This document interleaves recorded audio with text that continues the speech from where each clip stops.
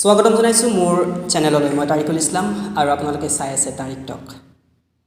প্ৰতিদিনে মই আপোনালোকৰ ওচৰত এনেকুৱা কিছুমান অতিথিক আমন্ত্ৰণ কৰি আনো। আজিও ইয়াৰ ব্যতিক্ৰম নহয়। আজি মই এনেকুৱা এগৰাকী ব্যক্তিক আপোনালোকৰ সন্মুখলৈ চিনাকি কৰি দিবলৈ আনিছোঁ। আচলতে চিনাকি কৰি দিয়াৰ কোনো প্ৰয়োজন নাই, কাৰণ মানুহজনৰ নামতেই চিনাকি। আজিৰ অতিথিগৰাকীৰ নাম হৈছে জয়ন্ত কুমাৰ কলিতা, আৰু মই পোনে পোনে দাদাৰ ওচৰলৈ আহিছোঁ। দাদাক আজিৰ এই মঞ্চলৈ স্বাগতম জনাইছোঁ। কেনেকুৱা আপোনাৰ খবৰ? খবৰ ভালে। মানুহজনৰ পৰিচয় বহুতেই জানেই। ৰঙিয়া, সৰ্ববৃহৎ আমাৰ এই ৰঙিয়া অঞ্চলেই হওক বা অসমৰ বিভিন্ন প্ৰান্তত দাদাৰ মুখখন চিনাকি।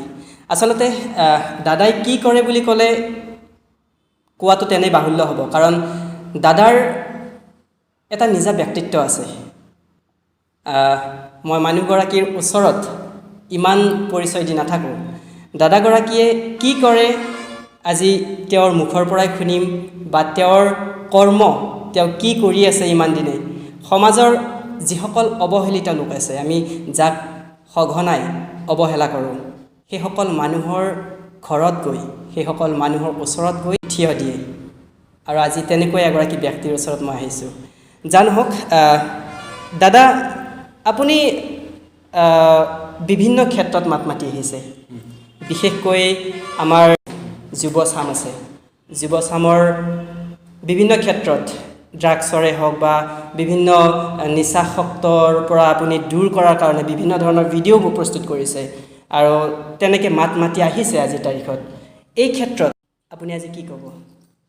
প্ৰথম কথাটো হৈছে কি, আমাৰ নতুন প্ৰজন্ম, আমি তেওঁলোকক কোনো কাৰণতে ধ্বংস হ'ব দিব নোৱাৰোঁ। আজি আমাৰ অভিভাৱকে ল'ৰা ছোৱালীক ভাল স্কুলত পঢ়ায়, তেওঁলোকক লৈ সপোন দেখে, কিন্তু আজি আমাৰ সমাজত এনেকুৱা কিছুমান অপশক্তি আছে যিয়ে নেকি আপোনাৰ সন্তানক বা আমাৰ যুৱ প্ৰজন্মক, নতুন প্ৰজন্মক ধ্বংসৰ ফালে ঠেলি দিছে নিজৰ মুনাফাৰ কাৰণে। সেয়েহে মই এইবিলাক ক্ষেত্ৰত অকণমান মাত দিম বা অকণমান নিজে সজাগ থাকোঁ। কিন্তু দেখিছোঁ যে এনেকুৱা ধৰণৰ অপশক্তি বৃদ্ধি হৈছে, আৰু সেয়ে মই যুৱসকলক বা ছাত্ৰ ছাত্ৰীসকলক লৈ কিছুমান ছেমিনাৰ, ৱৰ্কশ্বপ বা এনেকুৱা কৰি আছোঁ, যাতে তেওঁলোকে নিজে বুজে, যাতে বেয়া শক্তিয়ে তেওঁলোকক প্ৰভাৱ পেলাব নোৱাৰে। হয়, দাদাই বিভিন্ন ক্ষেত্ৰত জড়িত, আমি সকলোৱে জানো। তাৰ ভিতৰত আপোনাৰ নিজা NGO আছে মই জনাত। আপোনাৰ NGOৰ যোগেদি আপুনি সমাজৰ কি কাম কৰি আছে? NGOটো মই অকণমান পিছত থওঁ। একচুৱেলি মই ব্যক্তিগতভাৱে ভালেখিনি কাম মই কৰিবলৈ চেষ্টা কৰোঁ, আৰু কিছুমান সামূহিক কাম মই NGOৰ দ্বাৰা কৰোঁ। চানেকি নামৰ এটা NGO আছে, সেইটোতো মই আছোঁ, বা মোৰ নিজৰো 2-এটা NGO আছে, আৰু মই বিভিন্ন ঠাইত মানুহখিনিক NGOত মই ইনভলভ কৰাই থৈ দিছোঁ। আৰু সেইখিনি ব্যক্তিও মোটামুটি ধৰক NGOত মোক এডভাইজাৰ বা এনে মেম্বাৰ হিচাপে মোক ৰাখিছে। 2-এটা পৰামৰ্শ বা 2-এটা কথা মই নিজেও শিকি আছোঁ। গতিকে উদ্দেশ্যটো এটা, যাতে আমাৰ মহিলাসকলক আমি সবলীকৰণ কৰিব পাৰোঁ, যুৱসকলক যাতে স্বনিৰ্ভৰশীল কৰিব পাৰোঁ, কৃষকসকলক যাতে তেখেতসকলৰ কৃষি ক্ষেত্ৰত যাতে অকণমান তেওঁলোকক মানে মনৰ উৎসাহ যোগাব পাৰোঁ, এনেকুৱা ক্ষেত্ৰত মই অকণমান কাম কৰি আছোঁ। আপুনি কেইদিনমান আগত এটা পোষ্ট লিখিছিল। পোষ্টটো এনেধৰণৰ আছিল, যেতিয়ালৈকে এগৰাকী ছোৱালীয়ে নিজৰ উপাৰ্জনেৰে তেওঁ নিজেই নিজৰ ভৰিত থিয় নিদিয়ে, তেতিয়ালৈকে তেওঁ যেন বিয়া নহয়। আপোনাক মই সুধিব খুজিছোঁ, এই ক্ষেত্ৰত যদি সকলোৱে এইটোৱেই বিচাৰে যে মই নিজৰ ভৰিত থিয় হ'ম, এনেকুৱা এটা সময় আহিবনে সকলোবোৰ নিজৰ ভৰিত থিয় হোৱাৰ পিছতহে মানে তেওঁ বিয়াহৰ বা বিবাহৰ চিন্তা কৰিব? একচুৱেলি জন্ম, মৃত্যু, বিবাহ তিনিটা বেলেগ বেলেগ বস্তু হয়। বৰ্তমান সময়ত অকণমান আত্মসন্মানৰ মানুহৰ প্ৰয়োজন আছে। আপুনি লিখিছিল কাৰণে মই উলিয়াইছোঁ দেই। আত্মসন্মানৰ প্ৰয়োজন আছে, আৰু যিহেতু অভিভাৱকসকলে ছোৱালীসকলক পঢ়া শুনা কৰিছে, অকল হাউচৱাইফ হোৱাৰ কাৰণে বা 4 বেৰৰ মাজত জীৱনটো কটাবৰ কাৰণে নিশ্চয় সেয়া কৰা নাই। বহুতে ক'ব যে কামৰ অভাৱ, চাকৰিৰ অভাৱ। মই এটা কথাই ক'ম যে কাম কৰা মানুহৰ কাৰণে কামৰ অভাৱ নাই। গতিকে ছোৱালী বা মহিলা যিয়ে হওক, ঘৰৰ কাম মানে চম্ভালাৰ উপৰিও তেওঁলোকে নিজৰ সন্তানক প্ৰতিপালন কৰাৰ উপৰিও নিজাববীয়াকৈ এটা নিজৰ চিনাকি বনাব পাৰে, নিজৰ এটা আইডেণ্টিটি লাগে।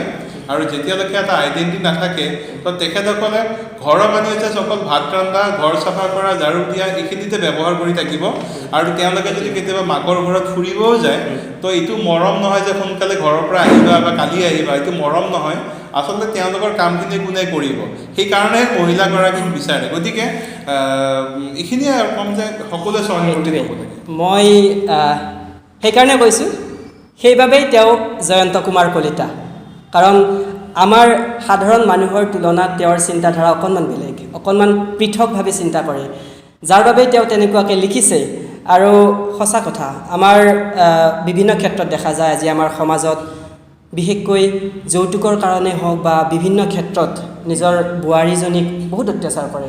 এই ক্ষেত্ৰত দাদাই যিটো কথা কৈছে যে যেতিয়ালৈকে নিজৰ ভৰিত থিয় হ'ব নোৱাৰে তেতিয়ালৈকে বিয়াৰ চিন্তা কৰিব নালাগে, এইটোত মই দাদাৰ লগত একমত। দাদাই আৰু এটা কথা বহুবাৰ কৈছে, সেইটো হৈছে সন্তানৰ কথা কয় আপুনি। যিটো সময়ত সন্তানে ভাত নাখায় যেতিয়ালৈকে তাৰ হাতত মোবাইলটো তুলি নিদিয়ে, নহয় জানো? এই ক্ষেত্ৰত মোৰো ঘৰত সৰু ল'ৰা আছে, তাৰ ক্ষেত্ৰতো একেই। বা দৰ্শকসকলে চাই আছে, তেওঁলোকৰো হয়তো সকলোৰে এনেকুৱাই হৈছে আজিৰ তাৰিখত নিজৰ সন্তানে নিজৰ সন্তানৰ যিখিনি তেওঁৰ দৈনন্দিন জীৱনত কৰিবলগীয়া কাৰ্য থাকে, বিশেষকৈ খোৱা বোৱাই হওক পঢ়া শুনাই হওক, তেতিয়ালৈকে নকৰে যেতিয়ালৈকে তাৰ হাতত মোবাইলটো উঠাই নিদিয়ে। ক'ৰবাত বেয়া দিশত গৈ আছে নেকি, অন্ধকাৰ দিশত গৈ আছে নেকি আমাৰ সমাজ? আচলতে আমাৰ অভিভাৱকৰ এই দুখটো হয়, সন্তানৰ গাত আমি যদিও দুখ দিওঁ, সন্তানৰ দুখ নাই। কাৰণ কি আমি দেখোঁ যে বহুত পিতৃ মাতৃ আজিকালি ব্যস্ত থাকে আৰু সন্তানটোৱে যেতিয়া কান্দিব বা কিবা এটা বিচাৰে তেওঁক মোবাইলত গেমটো বা মোবাইলত ভিডিঅ' এটা দেখুৱাই পিনি সান্তনা দিয়া হয়। ফলত সন্তানটোৰ এটা কি হৈ যায়, এটা মেডিয়া হৈ যায়, তেওঁলোকে মানে কিবা এটা পালেই মানে আগতে মোবাইলটো বিচাৰে, মোবাইলত তেওঁলোকে ইনভলভ হ'ব বিচাৰে। কাৰণ জন্মৰ পৰা সেইটো পাইছে, কান্দাৰ লগে লগে মোবাইলটো দিছে কোনোবাই বা এনেকুৱা দিছে, গতিকে এনেকুৱা হৈছে। গতিকে সন্তানক পঢ়া শুনা কৰাব দিব লাগিব, তাৰ লগতে সন্তানক এটা টাইম ধৰি দিব লাগিব যে নিৰ্দিষ্ট সময়ত যাতে মোবাইল চায়। কাৰণ মোবাইলত বাদ দি আজিকালি ল'ৰা ছোৱালী আগবাঢ়িব নোৱাৰে। গতিকে আমাৰ ল'ৰা ছোৱালীখিনিক মেইনলি মাক দেউতাকে পঢ়া শুনা টাইম এটা ধৰি দিয়ক। বা আৰু মই এটা কথা কওঁ যে যেতিয়া সন্তানে পঢ়ি থাকে তেতিয়া কিন্তু মাক বা দেউতাকে মোবাইল ব্যৱহাৰ কৰিব নালাগে, তেওঁলোকো যাতে পঢ়া বা কিবা এটা লিখাত ব্যস্ত থাকে, তেতিয়াহে তেওঁলোকে তাতে সন্তানে ভাবিব, আদাৰৱাইজ সন্তানে এনেকুৱা ভাবিব মা দেউতাহঁতে মোবাইলত এনজয় কৰি আছে আৰু মই পঢ়ি থাকিম নে। কাৰণ কি পঢ়িবলৈ কিয়, তেওঁৰ এটা পাৰপাছ লাগিব। গতিকে আমাৰ অভিভাৱকসকলে মেইন দায়ী, ইয়াৰ কাৰণে সন্তানক মই কেতিয়াও দুখ নিদিওঁ। নিশ্চয় নিশ্চয়, মই আপোনাৰ লগত একমত। কাৰণ দেখিব পাওঁ আমাৰ মাক বা বাপেকে তেওঁলোকে খুব সুন্দৰকৈ মোবাইলটো চাই থাকিব, ইউটিউবত ভিডিঅ' চাই থাকিব, ল'ৰাজনক কৈ থাকিব বাপা পঢ়ৰ, তেওঁ কি মানসিকতাৰে পঢ়িব? এইটো সঁচা কথা। দাদাৰ লগত কথা পাতিবলগীয়া বহুখিনি আছে। দাদা যিহেতু আমাৰ যিসকল নিচাসক্ত ল'ৰা আছে বৰ্তমান উঠি অহা আমি দেখিবলৈ পাওঁ, বিশেষকৈ আমাৰ এই অঞ্চলত বা মহানগৰীতো তেনেকুৱা বহুত ধৰণৰ ঘটনা আমি প্ৰায় দেখিবলৈ পাওঁ। এই ক্ষেত্ৰত দুখ কাক দিব আপুনি? প্ৰথম কথাটো হৈছে কি, কোনো এজন যদি মানুহে ৱাইন শ্বপ এখন দিয়ে, কেতিয়াও তেওঁ নামাতে যে আহা মোৰ দোকানত খোৱা, এক নম্বৰ কথা। বা তীৰ খেল যিটো চলি আছে বা ড্ৰাগছ চলি আছে, এতিয়া কথাটো হৈছে সমাজত যদি এজন ব্যক্তি মানে এজন যুৱক যদি তেওঁ ধনী ঘৰৰ হয় তেওঁক ড্ৰাগছৰ মাফিয়াই লগ দিব, যদি দুখীয়া হয় তেওঁ তীৰ খেলাৰ ওচৰত যাব। কাৰণ 1 টকা এটা টিকট যদি কাটা হয় তো তেওঁ 72 টকা পায়। আৰু আজিকালি বহুত ল'ৰা বা ছোৱালীও বা বিভিন্ন বয়সৰ মানুহ ইনভলভ হৈছে যে ৰাতি তেওঁলোকে সপোন দেখিব বিচাৰে ইচ্ছাকৃতভাৱে। যদি সাপ দেখে তেতিয়াহ'লে 12 মাৰিব, বা অমুক দেখিলে অমুক নম্বৰটো মাৰিব। 1 টকাত যদি 72 টকা পায় তেওঁলোকে ভাবিব 1 টকানো কিয়, মই 10 টকা মাৰোঁ 720 টকা পাম, লোভটো বাঢ়ি গ'ল, কিয় মই 100 টকা মাৰোঁ 7200 টকা পাম। তো দুটা, যদি টকা থকা ঘৰৰ ল'ৰা হয় ড্ৰাগছত ইনভলভ হ'ব যদি তেওঁলোকে নিজক কণ্ট্ৰল কৰিব নোৱাৰে, আৰু যদি টকা নথকা হয় টকাটো আৰ্নিঙৰ কাৰণে, ইজি মানিৰ কাৰণে তেওঁলোকে তীৰ খেলত ইনভলভ হ'ব। তাৰমানে চাৰিওফালে আমাৰ নিগেটিভিটি আছে, কেৱল আমি তাত ল'ৰা ছোৱালীসকলক কেনেকৈ, সেইকাৰণে আমি ব্যক্তিত্ব বিকাশৰ ওপৰত বিভিন্ন ধৰণৰ প্ৰশিক্ষণ দিওঁ যাতে ল'ৰা ছোৱালীয়ে বিভিন্ন ক্ষেত্ৰত যাতে নিজক তেওঁলোকে ছেভ কৰি ৰাখিব পাৰে। নিশ্চয়, আমি সকলোৱে জ্ঞাত বৰ্তমান গাঁও অঞ্চলতো হৈছে এনেকুৱা কিছু, সকলোতে আছে, অকল চহৰ অঞ্চল বুলি ক'লে ভুল হ'ব, গাঁৱত বেছিহে হৈছে, গাঁৱতো হৈছে, হয়। কিন্তু এই ক্ষেত্ৰত আমাৰ যুৱচামক যিটো তেওঁলোকক নাকি লগাব লাগিব, এই ক্ষেত্ৰত কিন্তু নিজৰ অভিভাৱক সজাগ হ'ব লাগিব। জানো হওক, কথা পাতি যাম দাদাৰ লগত। বৰ্তমান সমাজত আপুনি মই আজি আপোনাৰ কথাই পাতিছোঁ, মোৰ নতুনত্ব আপোনাক একো সোধা নাই। আপুনি আৰু এটা কথা বহুতবাৰ কৈছে, সেইটো হৈছে অন্ধবিশ্বাস। অন্ধবিশ্বাসৰ ত্ৰাসত আজিৰ এই আধুনিকতাৰ যুগত আধুনিক মানুহেও ত্ৰাসিত হৈছে নেকি? যথেষ্ট পৰিমাণে যিফালে যায় সেইটো পালে অন্ধবিশ্বাস পৰীক্ষা দিব যাব, কণী খাই যাব নালাগে, তাত কণী খাই গ'লে কণী পাবি। ৰাতিপুৱা উঠি যদি বিধৱা মহিলা এগৰাকীক দেখা হয় তো দিনটো বেয়া হয়। তো এনেকুৱা ধৰণৰ নানান কথা আমাৰ সমাজত চলি আছে। আচলতে এইবিলাক অন্ধবিশ্বাস হয়। আৰু তাতকৈ ডাঙৰ কথাটো হৈছে যে বিজ্ঞানৰ আমি যদি কলেজ এখনত চাওঁ, বিশ্বকৰ্ম পূজা বা এইবিলাক আমি যদি চাবলৈ যাওঁ, বা আমি যদি গ্ৰহ নক্ষত্ৰ আঙুঠিবিলাক চাবলৈ যাওঁ, তো আল্টিমেটলি বিজ্ঞানৰ শিক্ষক বা অধ্যাপকৰ হাততে আমি দেখা পাওঁ। গতিকে আমি বিজ্ঞানৰ পৰা কেতিয়াও মানে যদিও বিজ্ঞানৰ ক্ষেত্ৰত ইনভলভ হৈছোঁ, কিন্তু আমি অন্ধবিশ্বাসৰ পৰা আমি আঁতৰ হ'ব কেতিয়াও পৰা নাই। আপোনাৰ চাওক, এজন জ্যোতিষী, মই নামটো কৈ দিছোঁ, কিৰু য়ং, আজিৰ পৰা বহুত বছৰ আগতে তেখেতে পিছ দুৱাৰেদি পলাব লগা হৈছিল। যিজন জ্যোতিষী কিৰু য়ং বুলি ক'লে সকলোৱে জানে, তো তেওঁ পিছ দুৱাৰেদি পলাব লগা, যিয়ে নেকি নিজৰে ভৱিষ্যত নাজানে, তো সেনেকুৱা ব্যক্তি আৰু বেলেগৰ ভৱিষ্যত, সম্পৰ্ক, ধন সম্পত্তি কেনেকৈ এয়া কৰিব? গতিকে এইবিলাক সম্পূৰ্ণ অন্ধবিশ্বাস হয়।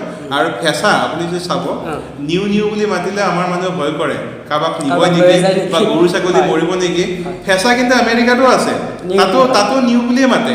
আমাৰ ইয়াতে কাৰোবাক নিউ বুলি ভাবে, হয়তো তাত যদি অন্ধবিশ্বাস আছে, হয়তো তেওঁলোকে ভাবে নিউ মিনছ কিবা এটা নতুন পাম চাগে। গতিকে অন্ধবিশ্বাসটো ইমানেই শিপাইছে, ইয়াৰ পৰা ওলোৱা আমাৰ অসুবিধা। এইবিলাকৰ পৰা আমি অলপমান দূৰত থাকিব লগা হৈছে। গতিকে এইবিলাকৰ ক্ষেত্ৰত মই এটা ভাল পাইছোঁ। কিন্তু এটা কথা দাদা, অন্ধবিশ্বাস ময়ো নামানো। আজিৰ নৱপ্ৰজন্ম হিচাপে ময়ো নামানো, মই ইয়াক সম্পূৰ্ণভাৱে বিৰোধ কৰোঁ। কিন্তু এনেকুৱা কিছুমান কাষ্টম থাকি গ'ল, ৰীতি ৰিৱাজ থাকি গ'ল আমাৰ, যিবোৰ লাগে বৰ্তমান সমাজত। কিছুমান ৰীতি ৰিৱাজ আমি এৰিব নোৱাৰোঁ। হয়, পৰম্পৰা এটা কিছুমান কথা চলি আহিছে, যেনে ডাকৰ বচন আৰু ফনাৰ বচন। আপুনি চাওক যে ৰাতি ঘৰ সাৰিব নাপায়, ইয়াৰ কাৰণটো এইটোৱে যে ৰাতি কি হয়, আমাৰ আগতে কাৰেণ্ট বা এনেকুৱা নাছিল বহু বছৰ আগতে, তেতিয়া কিবা মূল্যৱান বস্তু ঘৰ জাৰি দিওঁতে হয়তো বাহিৰত ওলাই পৰিব পাৰে, সেইকাৰণত নাপায় বুলি শব্দটো কোৱা হয়। বা আগতে কি হৈছিল, মানুহে যেতিয়া চহৰত গৈছিল গৰু গাড়ী বা এনেকুৱা লৈ গৈছিল, মানে ফ্ৰণ্টেৰে যদি কিবা কাৰণত মেকুৰী বা বাঘ বা এনেকুৱা দিয়ে, ঘোঁৰাটো ভয় খাইছিল বা গৰুৱে ভয় খাইছিল, সেইকাৰণে ৰাতি মানে এইবিলাক মানে ভূত বা বিভিন্ন ধৰণৰ কথাবিলাক ওলায়। গতিকে কিছুমান নাপায় বুলি কোৱাৰ আঁৰত কিন্তু বিজ্ঞান আছে। কিন্তু কথাটো হৈছে কি, নাপায় আৰু অন্ধবিশ্বাস দুটা কিন্তু বেলেগ বেলেগ বস্তু। যে সৰস্বতী পূজা আহিছে, মই যদি সৰস্বতীৰ মূৰ্তিটো দিওঁ মই পাছ কৰিম, নপৰিলে কেনেকৈ পাছ কৰিব মানুহে? গতিকে পঢ়িব লাগিব। মূৰ্তিটো দিলে সৰস্বতী মাইটো লিখিব নাহে, যে মোৰ পেটটো ডাঙৰ হৈছে, মই যদি মন্দিৰত কওঁ যে মই ইমানখন শৰাই দিম এনেকুৱা, মোৰ পেটটো ভগৱান কমাই দিয়া, মানিলোঁ ভগৱানে মোৰ কাৰণে দৌৰিব গ'ল, ভগৱানৰ পেটটো কমিব, মোৰ ক'ত কমিব? কথাটো অলপ এনেকুৱা। সঁচা কথা, এইটো একদম সত্য কথা। অন্ধবিশ্বাসে আমাক ধ্বংস কৰি দিব পাৰে আজিৰ তাৰিখত, এনেকুৱা কিছুমান অন্ধবিশ্বাস আছে। কিন্তু তাৰ পৰিৱৰ্তে কিছুমান কিন্তু পৰম্পৰা আছে, যিবোৰ পৰম্পৰা আমি আজি নুই কৰিব নোৱাৰোঁ। এনেকুৱা পৰম্পৰা আছে সেই তাহানি যুগৰ পৰা, যিবোৰত বিজ্ঞানো জড়িত হৈ আছে। সেইবোৰক আমি অন্ধবিশ্বাসৰ নজৰত নাচাই আমি তাক ভালৰ দিশতো চাব পাৰোঁ, যাৰ পৰা আমাৰ কোনো যাতে ক্ষতি নহয়। এইটো নহয় যে আমি ৰাস্তাৰে গৈ আছোঁ, আগেৰে আমাৰ মেকুৰীটো পাৰ হৈ গৈছে বা কুকুৰটো পাৰ হৈ গৈছে, আমাৰ যাত্ৰা বেয়া হ'ব, এইটোৰ পৰা আপোনাৰ কিন্তু ক্ষতি হ'ব। এই অন্ধবিশ্বাস আমাক নালাগে। দাদাৰ পৰিচয় আপোনালোকে পালেই ইতিমধ্যে, কিন্তু তেওঁৰ পৰিচয় আৰু বহুত বাকী আছে। আপুনি ৰাজনীতিৰ লগত জড়িত। মই ৰাজনীতিৰ দিশত কিন্তু কথা নাপাতোঁ আপোনাৰ লগত, তথাপি আপোনাক সুধিছোঁ, সঘনাই কৈ থাকে বাক স্বাধীনতা বুলি, নোহোৱা হৈছে নেকি আমাৰ ক'ৰবাত? প্ৰথম কথাটো হৈছে বিবেকবিলাক বিক্ৰী হৈছে। ৰাজনীতি আচলতে আপোনাকো মই অনুৰোধ কৰিম, ৰাজনীতি ভাল পাওঁ, ৰাজনীতিত ইনভলভ পাওঁ, কাৰণ বেয়া মানুহবিলাক ৰাজনীতিত বেছিকৈ সোমাইছে কাৰণে ভালৰ সংখ্যাটো কমি গৈছে। আজি চাওক BTEDত আজি ইলেকশ্যন আছে বা চলি আছে, নেতাবিলাকে ডাঙৰ ডাঙৰ চাইৰেন বজাই পিনি সেই অঞ্চলবিলাকত গৈছে, কিন্তু তাত উন্নয়নৰ কথা কোৱা নাই। কোনোবাই কাৰোবাক কুকুৰ বুলি কৈছে, কাৰোবাক মেকুৰী কৈছে, কাৰোবাৰ পেটটো ডাঙৰ হ'ব বুলি কৈছে, কাৰোবাক কৈছে যে অমুক দলটোক আমি মানে মিউজিয়ামত ভৰাই থৈ দিব লাগিব। এইবিলাকৰ পৰা যুৱ প্ৰজন্মৰ কি আহিছে? আজি দিল্লীৰ যিটো ইলেকশ্যন হৈছিল বিধানসভা, আপুনি চাওক কেজৰিৱালে কৈছিল মই যদি উন্নয়ন কৰিব পৰা নাই তেতিয়াহ'লে মোক আপোনালোকে ভোট দিব নালাগে, ৰাজনীতি হ'ব লাগে সেইটো। একচুৱেলি মই কোনো ৰাজনৈতিক দলৰ লগত ইনভলভ নাই, কিন্তু ৰাজনৈতিক বস্তুবিলাক যথেষ্ট মই অধ্যয়ন কৰোঁ, এইবিলাকক মই চাওঁ। কিন্তু আমাৰ অসমত ৰাজনৈতিক পৰিৱেশটো এতিয়া জাষ্ট 500 টকাত ভোট বিক্ৰী হয়, গতিকে মানুহে বিবেক ভোটৰ এয়া নাচায়। এতিয়াও মানুহে ছবি চাই ভোট দিয়ে, গতিকে অসমখন যেতিয়ালৈকে ছবি চাই ভোট দিব তো ইয়াত উন্নয়ন আশা কৰিব নোৱাৰি, কাৰণ আমাৰ অসমৰ মানুহে হিতাধিকাৰী হৈ পিনি বেছি গৌৰৱ অনুভৱ কৰে। নিশ্চয়। মই দাদাক আৰু এটা কথা সুধিম। দাদা যিহেতু শিক্ষাৰ লগতো জড়িত, বৰ্তমান আমি দেখা পাওঁ আমাৰ যিসকল নৱপ্ৰজন্ম আছে, বিশেষকৈ যিসকলে ডিগ্ৰী ক্লিয়াৰ কৰে, গ্ৰেজুৱেশ্যন ক্লিয়াৰ কৰে, তেওঁলোকে ক্লিয়াৰ কৰি এনেকুৱা হৈ যায় যে একোটা বোজা হৈ পৰে ঘৰৰ, বা নিজেই ভাবে বা মই যেনিবা ঘৰৰ বোজা হৈ গ'লোঁ নেকি, মই এতিয়া মোৰ লাইফটো শেষেই হ'ল নেকি, মই ক'ত যাম, কি কৰিম।